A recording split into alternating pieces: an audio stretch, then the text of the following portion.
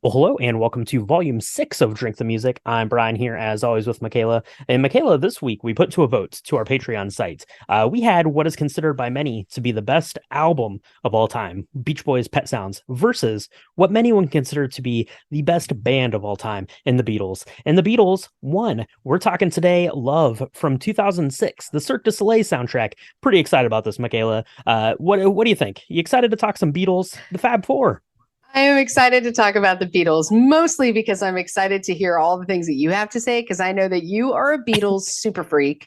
I Mhm. remember being at your lake house, I don't know, 5 years ago, 4 years ago. I don't know. It was brand new. It was when you guys Time had just has no moved in, meaning really anymore. especially now in the before times. But I do remember you, and you were showing us your, Wi-Fi, hi-fi record player, and you were like, this is amazing. And you had like 4 or 5 albums out, and they were all the Beatles. And I was like, huh. Yeah. And you have all these like really cool like Beatles like odes to the Beatle in like art form around your hmm house, hmm both of your houses. It's really cool. And so I'm just super excited because I know that I gushed like a baby about Joni Mitchell, and True. so I'm excited that we're going to do an album and a band that you love probably as much as I love her. So this is exciting for me. That's true. That's true. We're gonna be talking about the Beatles today. That is pretty exciting stuff. So let's get into this a little bit. Who are the Beatles? Of course, it's John, Paul, George, and Ringo, biggest band in the world. Began in 1960, doing a residency in Hamburg, Germany. They kept getting bigger and bigger, but were having trouble catching on in the United States, despite plenty of marketing efforts. Enter Carol James, a DJ in Washington D.C. He got a copy of "I Want to Hold Your Hand," started playing it on the radio. They started bootlegging that record and started playing it all over on the radio, passed it around, and then Ed Sullivan Show, 1964, watched by roughly 74 million people, which was about a third of the population of the United States at the time. That is pretty good. The Beatles, Welcome to America. 17 United States studio albums ranging from platinum, introducing the Beatles, the first one, to 24 times platinum for the White Album, which is a lot. 24 times platinum. That's a lot of albums. 20 number one hits. They had the movies, all that stuff. That's the Beatles. We all knew all of that already. So, who are George and Giles Martin, the architects of Beatles love? So George Martin, he is a music producer, composer, arranger that worked with the Beatles from 1962 all the way up until this album. He was born in London 1926 and passed away in 2016. He was knighted in 1996, so he is Sir George Martin. And his son Giles, born in 1969, started writing jingles in college, but then your dad's George Martin, so you're going to get to do all of those other things, right? So he started to doing music producing for Jeff Beck, Rolling Stones, Elvis Costello, Kate Bush, and a bunch of others. So that is who's putting this album together, George and Giles Martin. And they're doing it for a Cirque du Soleil show. Michaela, you go to Vegas a lot. Cirque du Soleil, is that your jam? It is my jam. There's a Cirque du Soleil for everybody. There's one That's right. for There's a water one. There's like an there's a erotic one. there's two waters one. There's an erotic one. There is one that's There's a like, Michael Jackson one. is it still around? Oh, that's I cool. guess. I I don't guess. know. I think I maybe. don't I know. don't know. I don't know. But one of the ones that showed up, and I felt like it was kind of underwhelmingly marketed, because I didn't know about it until I arrived one year. I just like got off the plane in Vegas, and next to the slot machines it was like Beatles Love, and I was like, oh, this is amazing. But they did they have a Disney one that's at Disney Springs, or it used to be at Disney Springs, and that was the first Cirque du Soleil that I ever saw, and it's like an adult, well, I don't want to say adult. It's like a new age. It's like a modern Mm, circus. So there are yeah. not a lot of animals. I don't think they do any of the animal stuff. But what they do is like visualization of amazing feats of like your body. And like they've got fire throwers, and they've got like people who, do the jumping of the in trapeze work, and they've got all this really cool stuff, and it's always really interesting to see the soundtrack that is posted, that is presented with that. It's always done with a live band.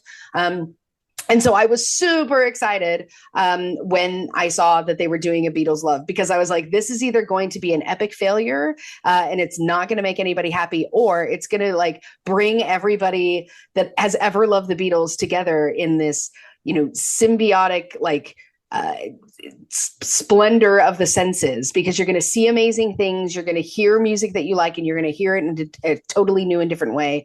And then I realized that they made an album and like sold it on top of all of that. So if you don't get to go to Vegas, you can at least listen to the amazing soundtrack, which is pretty awesome.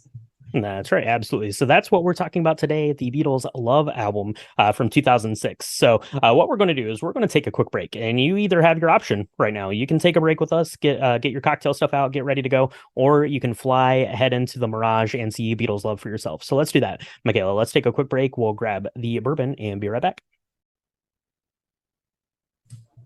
I feel like, Brian, if we're going to have a cocktail, and it's going to be an homage of all things Beatles, specifically the Beatles Love album, I Mm-hmm. think it needs to be like a grown up, like Valentine's cocktail. So Yeah, not too absolutely. syrupy, not too Yeah. sweet, like Mm-hmm. something, something with a lot of love in it, but that's very like modern and adult and like dark, maybe like a darkness. That's right. Yeah, absolutely. And we're going to kind of talk about those themes of love brought by the Beatles here as we get into the album. But we definitely need a cocktail that is going to, kind of inspire that presence of love, but also have, kind of some adult feelings to it's a little bit darker, a little bit more introspective, so to speak. And we found a really good one. It's called the Old Fashioned Love Song. It's from HelloFresh. They send you your meal kits, and apparently they also have cocktail recipes. So that's good. Good job there, HelloFresh. Let's get into making this cocktail because it is pretty simple. It is a riff on the old fashioned. We've made 100 of these for the podcast so far, and this one's going to go together just like the rest of those.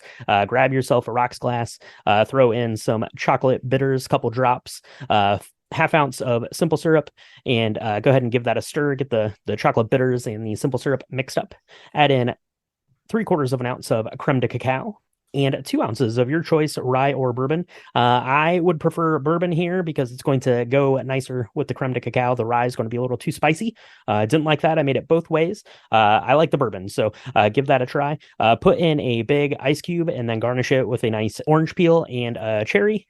Sip and enjoy. Listen to this album all 81 minutes. You might need a couple of these to get through the album because it's a lengthy one, but this is really good. It's a riff on the classic, right? The old fashioned, but those hints of chocolate, they just leave you thinking and wondering and wanting. It's nice. It is nice. I like it because it's simple. And a lot of people, part of the genius that is the Beatles was their earlier work was very simple. They're like, I Want to Hold Your Hand, arguably one of the most popular of the Beatles songs, right? It's the first one that Hmm. hit Hmm. America. Hmm. It's like 3 or 4 sentences. It was not there, you had this wall of sound, I guess, but like the way in which it's so simple and yet it hit you, right? And I feel like the same thing can be said for this drink because it's not hard to make. But if it hits you in the right spot, it's something that you can muse on for a whole evening. Yeah, absolutely. Yeah. On one hand, just like the Beatles, especially those early ones, like you said, it seems pretty simple, very approachable, in terms of the old fashioned. But there's a lot more kind of underneath, laying under here, and the creme de cacao is really kind of delicious, and it pairs really nicely with the bourbon. This would be excellent for a fancy Valentine's Day cocktail, which I think was what HelloFresh was going for here in this article that we found. But pairs up perfectly with listening to this album, and that's something I like to do. We talk about the vinyl records and just putting it on and listening to it. So having an old fashioned, listening to this, that sounds like a good time to me. And that's what we're going to do right now, Michaela. So let's mix up another one of these. We'll put the record on, we'll listen to it, and then we'll be right back to chat about it. Let's get into Beatles love. Let's do it. So Michaela, we've been going back and forth on whether you need a spoiler warning for these albums or not. And maybe this one because it comes from a show, right? This is a Yeah. soundtrack. This is our first ever soundtrack. So that's interesting. It's interesting that it's a soundtrack for a circus, a modern circus, be it as it may. There are a lot of Cirque du Soleil shows, but I don't remember seeing Cirque du Soleil soundtracks. I'm sure they exist. Let me know which other ones are good. I'll check them out. But this one is interesting, especially Michaela, because you put this album on, you press play on iTunes or however you're listening to this. You start it up, and then it's basically like one song for the next 81 minutes. Yeah, it's something that I think is really important about this album is unlike a lot of the other albums that we talk about, we're not going to go through all 24, I guess, of the songs or 26 of the songs, because it doesn't make sense to, because they all kind of bleed into each other Mhm. so beautifully. And that's one of the things that I found, and I have all over my notes, is how they made these transitions, because these are songs from all different times and eras within, the Beatlemania kind of life story of the Beatles, right? We've got things from very early in their career to like all the way through their psychedelic days. And it somehow, the way that they sound engineer these is that it all feels like one like 81-minute long song. And it's that in and of itself is true brilliance and beauty, because this is an album you really should listen to all the way through. You should start Mhm. it and just kind of sit there and absorb it, because you're not going to get the full experience if you just listen to like number 4, number 8, and Right. flip it over to the B side and listen to number 5, 15, or whatever, right? Like that's not going to be the same, because you're going to miss like the bleeding of the songs, which is really cool, because I think that if you were going to have like a Beatles immersive experience, this is how you would want to be doing it. Yeah, exactly. You're going to kind of press play, and it's going to wash over you because, like you mentioned, it's going to be hard to just pick out like a single song from this. There's only, I think, 3 or 4 instances on the album where the entire song is played within these, because it's jumping around a lot. They're kind of jumbled up and mishmashed, and won a Grammy just for doing that, which is pretty neat. So let's talk about this. We're going to break it down kind of into these 4 sections, because the vinyl albums, it's on 4. I figure when they're producing the album, they know where best to make these breaks. So that's what we're going to do. So side A here is Because, Get Back, Glass Onion, Eleanor Rigby with Julia as a transition. I Am the Walrus, I Want to Hold Your Hand, Drive My Car, The Word, What You're Doing, Nick Noose, which is backwards Sun King, and Something, with the transition being the Blue Jay. So Michaela, I really like here we're getting this started. The album starts off so quietly. It's peaceful. There are birds chirping. It's very, I don't know, like you're standing like in a meadow next to a brook, and then kind of this stripped down version of Because comes on before it gives way to this kind of like I don't know. It's almost like a Close Encounters kind of swell from the song A Day in the Life, which we're going to circle back to by the end of this, which is really pretty neat. And then it hits into that opening very hard kind of chord for A Hard Day's Night. You have drums from Sergeant Pepper, and the end it goes into the final track of the last album that the Beatles ever recorded there on Get Back. So for keeping track at home, here in the first kind of 2 songs, we've had songs from Abbey Road, Sergeant Pepper, A Hard Day's Night, and Let It Be. And that's just in the first 2 songs of this album. It was definitely a feast for my semi-novice ears. I mean, look, I love the Beatles, but I don't love them like a lot of people do, and I'm sure I don't love them the way that you do, right? So I'm not going to pretend to, have seen or heard all of those pieces, but I do remember, I felt like a song hadn't ended before it had really begun, and I loved that intro to when they start the riff of A Hard Day's Night, and then it actually ends up being Get Back. I thought that was super cool, and I was in for a treat, because that is kind of the theme, right? Is that every song has an inside song. And when we talk about A Glass Onion, there are so many layers to every single song, where if you listen to this multiple times, and I really recommend that you do, because it's so worth it, it's more than just, it's this song, and then it kind of flows into this song, and it flows into Mhm. this song. Like, for me, like the Eleanor Rigby was absolutely the first one that I really kind of got it, where they're singing the song Eleanor Rigby. It feels a lot more, I don't know, tranced and nuanced. And then it's got that Julia transition that and it blew me away. And I was like, oh my gosh, this is going to be for the rest of this album. We're just going to see these little like Easter eggs of musicality in all of these songs. And so what you might think you're listening to I Am the Walrus, but you're not really. I mean, you are, but you're not just listening to I Am the Walrus. You're listening to all these other pieces. Yeah, absolutely. And the transitions on this album are obviously what make it stand out. It's something that you can only achieve by having George and Giles Martin do it. George is intimately familiar with everything that the Beatles ever recorded, every scrap of it, every second of sound that was ever laid down. And then Giles, his son, has kind of this more youthful look at the way to really kind of create these mashups and create this soundscape that we're getting, which is really great. So that's what's making it stand out. I love kind of the intro here to I Want to Hold Your Hand. It comes in and it almost sounds like the ocean, like waves of the ocean crashing, and it just keeps kind of getting louder until you realize that that's not the ocean. That's girls screaming for the Beatles on the Ed Sullivan Show. And then what's amazing is because even in that I Want to Hold Your Hand, they're actually blending the studio cut of this and the Hollywood Bowl version of this, so it gives it sort of live performance kind of a feeling, but still kind of maintaining that studio quality that you need in something that's going to be a choreographed show like that. And stuff like that is really brilliant. There's a couple more instances I'll get to as we make our way through the album here. Yeah, no, I thought that I thought that piece was really special because it felt much more like a concert. Those couple of songs that kind of run in together, I Want to Hold Your Hand, Drive My Car, I really liked that because it felt like we were in this audience kind of, and it was building, and it was just almost a dream sequence. If you're just sitting there with your eyes closed listening to this, you're going through. It starts very light. You're getting down into like a very lonely song with Eleanor Rigby, and then once you get to like Drive My Car, to me, I was like, we're now spending, it's like a dream where we go from one place to one place we don't really understand, but all of a sudden I'm finding myself watching them on a stage, and that was really cool. I really liked Nick Nuss. I'd never heard that before, which is Sun King backwards.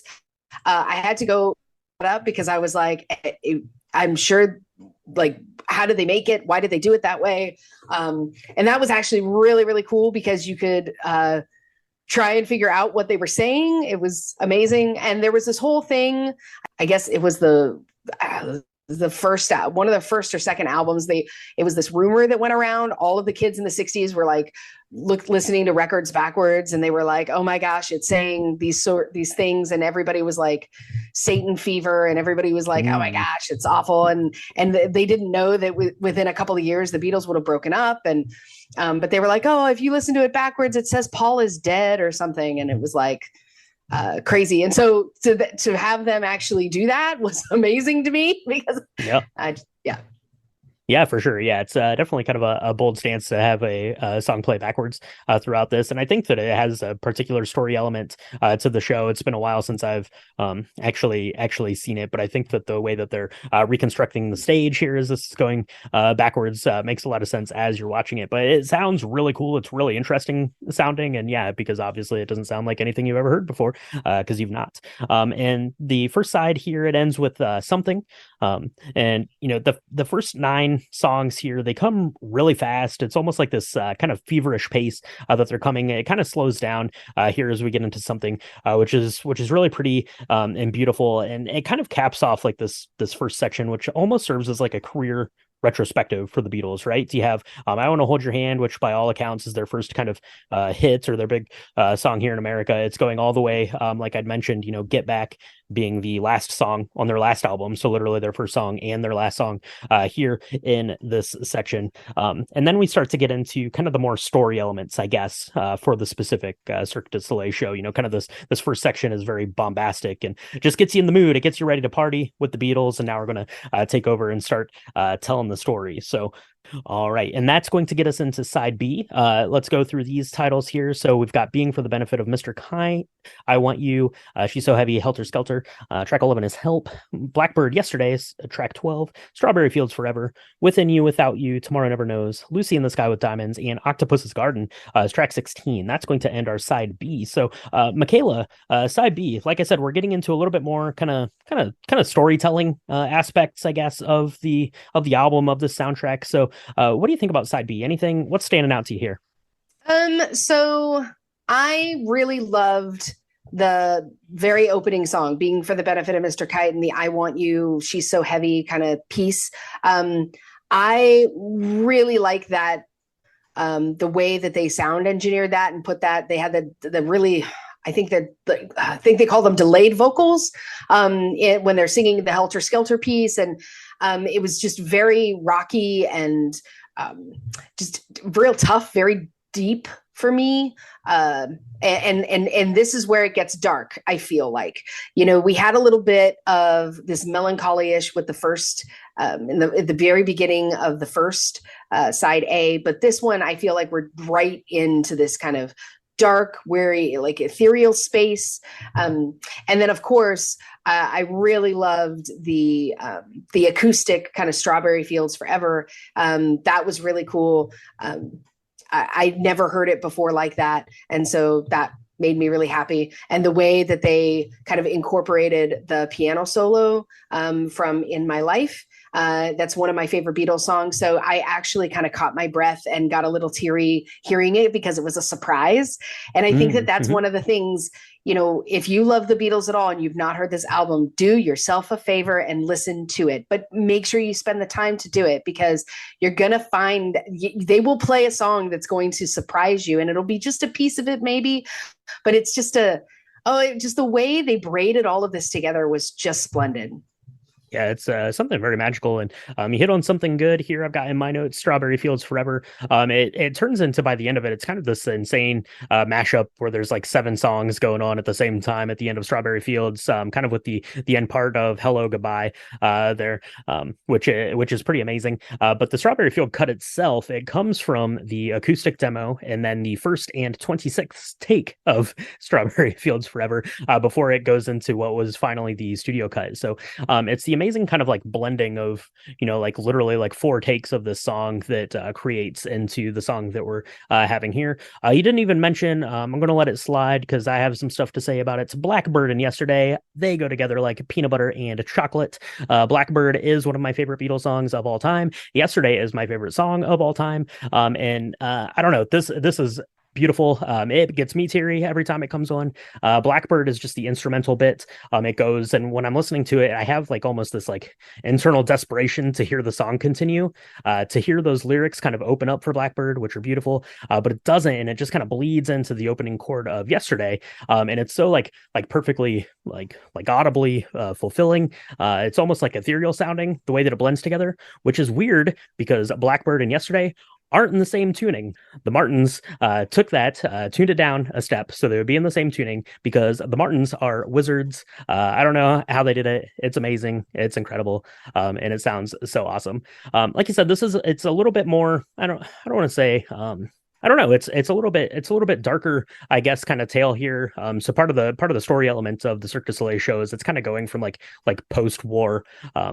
London and stuff like that, and kind of telling the story from there. So I think that's kind of where that's coming in. But I really like here at the end, track 16, Octopus's Garden. It's kind of like this fun like reset here from these songs, which goes a little bit more up tempo, a little more fun to kick us off into side C. But before we get into side C, Michaela, let's take a wee bit of an album break because there's been a lot of songs, 16 songs already. That's like a full album's worth we've already talked about, Michaela. So we're going to need at least a couple more of these old fashions. So let's go mix those up and take a quick bit of an album break here. So like I mentioned, this came out in 2006 to coincide with the Cirque du Soleil show, which came out that same year at the Mirage in Las Vegas. This album won 2 Grammy Awards. So it won Best Soundtrack, like compilation soundtrack, and it won Best Surround Sound album. So that's pretty cool, Michaela. You have a nice surround sound set up, so hopefully you got the chance to listen to it there. Now I will say that your surround sound setup is pretty good, but it's not as good as the theater at the Mirage because listen Correct. to this. Listen to this. Listen to this. It has where did that okay. So the Mirage, the theater there where you go and see this, it has 2013 seats. That's pretty good. That's pretty good. There are 6,351 speakers in the Mirage Beatles Love Theater. That's a lot. That's a lot of speakers. That's a lot of speakers. So way more than like my 5 or 6 that I have. Anthony's going to kill me. I have like 20 maybe, but that's still not the same comparison at all. Now you've seen this show. You've seen it in the theater? I And have. was it amazing? I have, yes. So I saw this in 2015.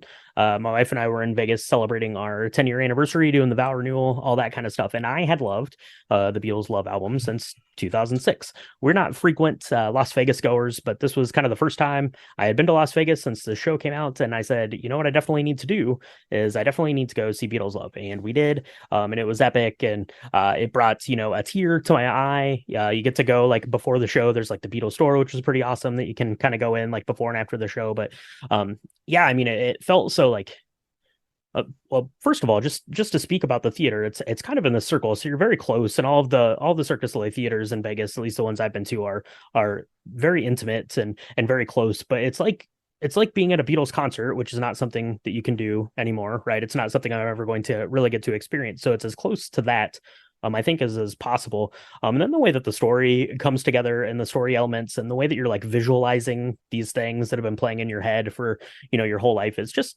absolutely like breathtaking and astounding. So it's definitely worth the time to go and see if you're seeing it. But there is a little bit of tumultuous stuff I'm going to talk about here in just a second. So Michaela, have you ever had a chance to see this?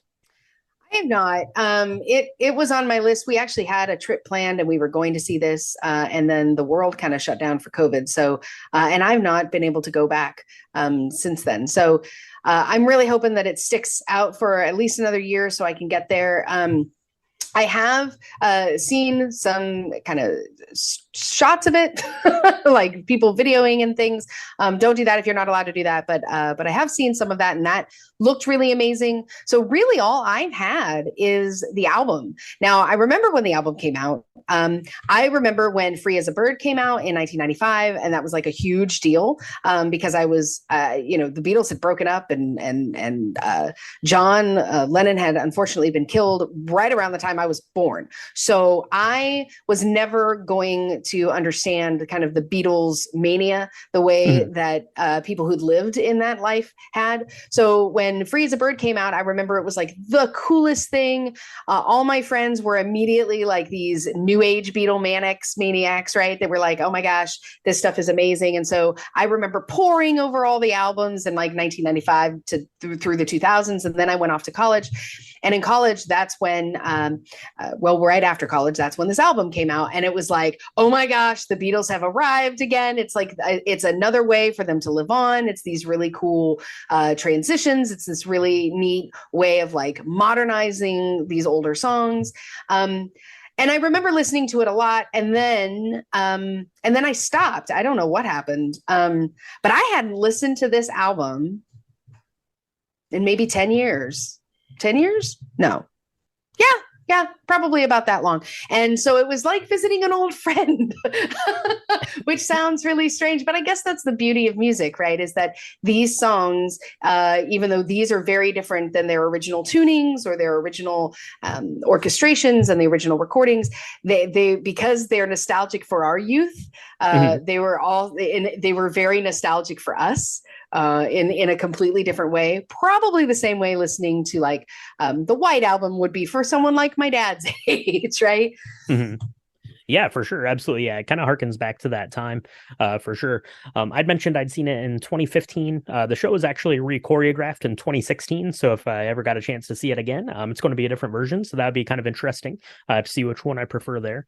It's currently playing at the Mirage, but I mentioned, the future is a bit up in the air. It could potentially be coming to an end there. It could potentially be staying there. They don't really know. Apparently, the Hard Rock Hotel has shown some interest in bringing the show to the Hard Rock, so I guess that's a possibility too. So it's really up in the air. So if you have a chance to go see it, I would say go ahead and do it because A, it's great, and B, it's hard to say how long for the world this particular show is, but we're always going to have the soundtrack, which is pretty great.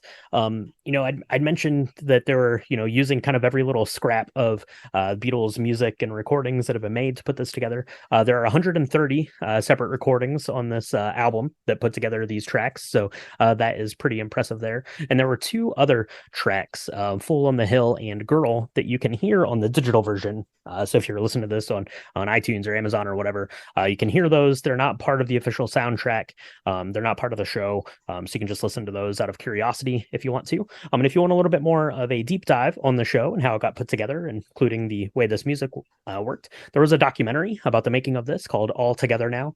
I think it came out around the time the show started, maybe like a year or so after that, showed on like network television, which was how I kind of got introduced and learned about the show in the first place. And that was amazing. You had this great kind of decade long period between the anthology stuff, which came out in the kind of mid 90s, where that Free as a Bird song came from. Big documentary there, and then the documentary about the making of this. So that is pretty epic stuff. Michaela, you go to Vegas a lot, so you should get there. Make sure you see this next time. I absolutely will. I absolutely will. There you go. All right. Well, now that our break is over, I still need another. Let's go mix up another cocktail, and we'll get back into side C. So the third side here, we're gonna go with track 17, Lady Madonna, Here Comes the Sun, Come Together, and Dear Prudence, Revolution, and Back in the USSR, track 21 here. So I am a really big fan of kind of this heavenly, joyous cut of Here Comes the Sun. I really love it. I really love Here Comes the Sun as a song, the message of it, the way that it sounds. And I really like that it goes into this transition, and it goes to like this like super angsty call to action song of Come Together. I really like kind of the amalgamation of that, right? You have this song that is eternally hopeful, and then this other one that's basically saying like get off your butt and get to work, because we need to get this thing figured out. I love the way that they mix up here. Yeah. No, I have to say, so my son, for whatever reason, came to me a week and a half ago. He must be on the Patreon site. I don't know. But he was like, Mom, can we listen to some Beatles music? And I was like, sure. And so on the way up into the mountains this past weekend, I was like, I'm going to put this album on. I'm going to make some notes. I'm going to, listen to the whole entirety of it. And he... we got to this point and he'd taken off his headphones and he was listening and he was like, I thought this was the Beatles. And I was like, it is. But when you hear that, Here Comes the Sun, the way that kind of, I don't know, floats through the air. He's like, I know this one. I know this one. It was so amazing. And so from that, I'm always going to be grateful to the song. But the kind of the bass line was very, it kind of harkened back to the Being for the Benefit of Mr. Kite. She's so heavy, like it kind of, I don't know. And it that's one of the things that definitely this feels like a theatrical experience, because you're seeing this theme almost as if you were seeing something on Broadway, like a musical score, right? Where it keeps bringing these elements back in. And I really love that. And I love how you've so eloquently said it. When it gets to Come Together and Dear Prudence, it's much more of a get off your feet, be part of the solution, do something. And then of course you get these beautiful strings from Eleanor Rigby in, and I love Eleanor Rigby so much. It's one of the most heartbreaking songs I've ever heard. And so to have that be there when it's like, hey, don't be like Eleanor Rigby, get off your butt and do something with your life. Like, don't be, you don't have to be, I don't know. I think it's bigger than just being like a lonely person, but I think the call's bigger than that. But it was very much like, you don't have to be in this prison that you create yourself. You don't have to be in the world that you're in right now. You can be part of change. And I really love that. And it's I don't know what it was like listening to this during like the Vietnam War and all the things that was happening around that time, because I wasn't alive, but I imagine that it hit people in the same way. Yeah, absolutely. This five song section, it kind of captures that, Miguel. I'm glad you brought that up because I had here, it kind of captures the Beatles and kind of the political climate and their attitude and their messaging of that time. Because all five of these tracks were later songs from the Beatles, all coming out in 1968 and 1969. So definitely, anti-war sort of sentiment here, and things like that in these tracks, which is interesting on an album called Love from a show called Love. But these songs really, to me, I'm going to talk a little bit kind of when we, break this down as a whole here in a second. But, these are love songs. They're love songs for your fellow human beings throughout the section here, which I really like. So that is side C. All right, and gets us onto our final side here. We are making our way through this just like a hot knife through butter. So we've got While My Guitar Gently Weeps, A Day in the Life, Hey Jude, Sergeant Pepper's Lonely Hearts Club Band, and All You Need Is Love, wrapping us out at track 26. So George Martin wrote the orchestral part version for the While My Guitar Gently Weeps, which is a beautiful rendition of that song. And if memory serves me from that documentary, I think that this was the only new piece of music that was created for this soundtrack. Everything else that you hear on the soundtrack was recorded or part of some recording of the Beatles library, but he composed this strings piece, which he'd said, was his final composition for the Beatles, which is pretty beautiful sentiment and a pretty beautiful send off for lifelong of work there. So that gets us into the end of the final side here, really hammering the love stuff home these last Yeah. couple of tracks. Yeah, and I feel like watching this, or I watching it. I'm not watching it. I'm listening to it, but it's so in your, I don't know, it's in your heart space, it's in your head space. I feel like finishing up this experience, you really are filled with a lot of fears and doubts and like I don't know, you're coming over this hill of adversity almost, because you get Mhm. through like the last I guess side C, right? You kind of have this really sad melancholy While My Guitar Gently Weeps, and then you get into Hey Jude, which is very anthem-esque.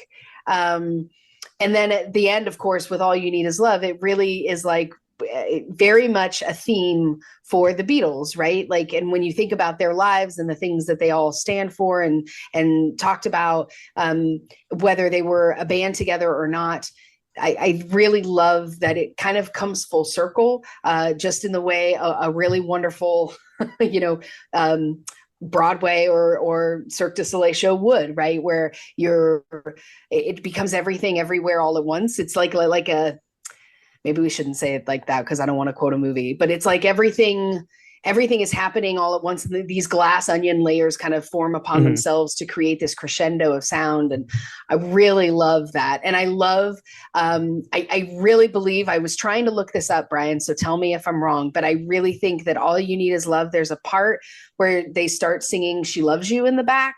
Yes. Mhm. Ground, I couldn't, okay, good, because I was like, I'm real sure I'm hearing it, but I couldn't find anything confirming it, and I didn't want to be wrong. But I love that part so much because it's very like, I don't know, it's so heart happy, and not just romantic love, but like we can love each other. Love can save the world. I don't know. It was just amazing.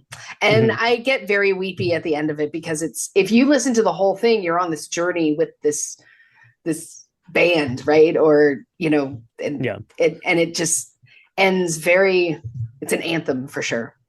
Yeah, it's it seems kind of strange to say, but if you listen to this as a whole, especially if you're a fan of it or you're really kind of investing the time and energy into listening to it, you're almost like emotionally raw at the end because there's been so much that's been going on and kind of the messaging of all of it. And speaking of messaging, While My Guitar Gently Weeps, I just mentioned it a little bit, but I really like its inclusion here at the end, especially kind of in the context of this show, this album, this soundtrack, because the song While My Guitar Gently Weeps, it's very kind of melancholy, but the song itself is about that the world is capable of love and people are capable of love, but it just sometimes the world or people can't realize that, or are not able to realize that, or are unwilling to realize that, which is kind of to me like the mission statement of the show to a degree, but really it's kind of the mission statement of the Beatles. Like that is pretty much what the bulk of their music was about, right? It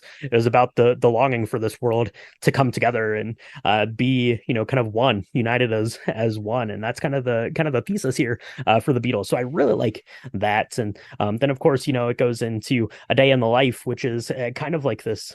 It's almost like a folk tale in a way about like kind of tales of tragedy and reading the newspaper every day, which goes into this long held piano chord, which happens at the end of the song. The chord lasts for like 40 seconds or something like that, which is pretty insane, and it's feeling very like hopeless almost at the end of that, and the way that the slight dissonance of that chord goes. But then it goes into Hey Jude, which is the song. It's the like the healing power of Hey Jude. Like if you're feeling sad, put on Hey Jude, and you feel better. It's the most optimistic song possibly ever written, which is fantastic. And then of course it closes with All You Need Is Love, with the sign off there, with a good night from the Beatles' third Christmas album. If you were lucky enough to be a member of the Beatles fan club, you got their annual Christmas album, and that's where that came from. So that is Beatles love. It's phenomenal. It's great.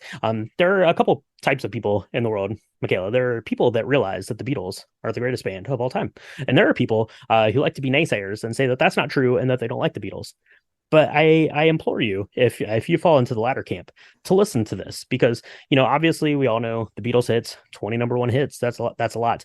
But the way that this is composed, it's a celebration of the Beatles, obviously, but it's as much a celebration of the message of the Beatles, which often gets overlooked when you're thinking about the Beatles. And there's this band that everyone loves, and you can kind of turn your nose up at it, but really the message of the Beatles here to me is what's important and what stands out about this album, and that's why it's really important to me. Yeah. No, I agree completely. I think this to me, this album, I don't want to say this is the album to listen to of the Beatles, because I don't think that that's quite fair. But I think if you don't have an appreciation of the Beatles, do yourself a favor and listen to this, because if you don't, at the end of this, you never will. And you may not have an appreciation for music. Maybe, I don't know. But if you can't listen to this and be moved, I just don't know. I don't know what's wrong with you.